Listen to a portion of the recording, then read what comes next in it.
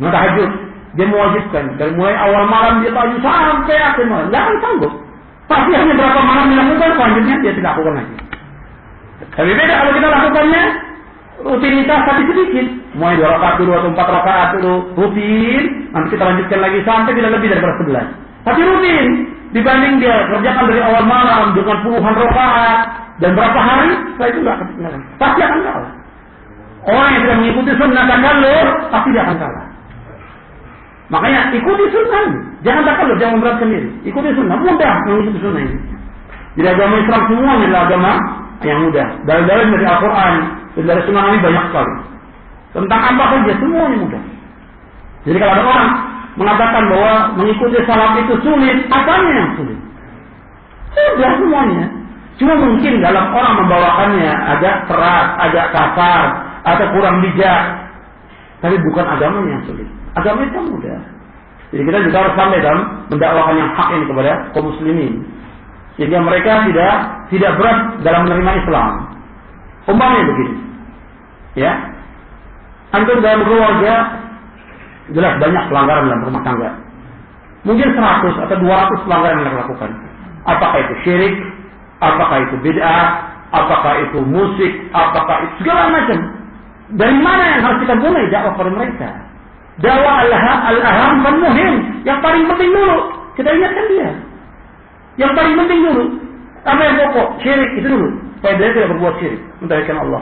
Baru selanjutnya yang lain. Kalau semua kita sampaikan ini nggak boleh, ini bid'ah, ini syirik, nggak akan terima. Siapa yang mau sanggup lakukan demikian? Kita alhamdulillah terhidayah dari Allah SWT. Bisa mengikuti dan bisa tinggalkan. Tapi mereka belum tentu. Sejak kecil dibina dari diri di atas kesyirikan dan bid'ah. Puluhan tahun mau berubah dalam sekejap sulit hidayah dari Allah SWT. Makanya perlu kepada sedikit demi sedikit untuk menunjukkan bahwa Islam itu mudah. Kenapa mereka katakan sulit mengikuti salah? Karena antum sampaikan semuanya. Ini nggak boleh, ini haram, ini syirik, ini bid'ah, ini haram. Apa yang harus dilakukan sekarang ini? Sampai dia bilang, kalau gitu saya mati seperti ini. Karena semua yang disampaikan, nggak mungkin. Semua disampaikan.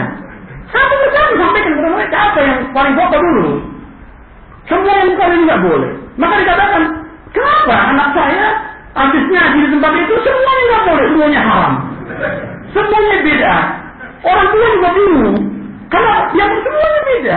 Dia nggak paham bahwa memang ada yang jelas-jelas dilakukan berbeda, ada juga yang dia lakukan benar. Cuma karena menyampaikan seluruhnya disampaikan sekaligus, siapa terima? Makanya Nabi tadrijian dalam dakwah ini bertahap. 13 tahun Nabi di Mekah mendakwakan tauhid. Terus tauhid siang malam tauhid. Nabi dakwakan. Nabi Nuh alaihissalam 950 tahun mendakwakan tauhid. Perlu saja terus dakwakan tauhid terus sampai berubah. Sudah baru sampaikan lagi yang lain. Kalau tidak, antum lihat bagaimana Nabi SAW mengutus sahabat Mu'adz bin Jabal ke Yaman. Pertama kali Nabi sebutkan dulu, innaka ta'ti qauman min ahli kitab. Fatakun awwala ma tad'uhum ila asyhadu an la ilaha illallah wa anna Muhammad Rasulullah. Dan ayat yang lain, ila ayya'budullah. Dan ayat yang lain, ila ayyuhidullah. Mereka mentauhidkan Allah. Apabila mereka sudah kerjakan yang demikian, fa'alimhum anna Allah qada 'alaihim salawatin fi kulli yawmin wa lailatin. Mereka sudah kerjakan tauhid ini, sampaikan kepada mereka salat yang 5 waktu sehari semalam. Sudah mereka kerjakan, sampaikan kepada mereka tentang zakat yang diambil dari orang kaya kembali ke orang fakir. Bertahap dalam dakwah itu.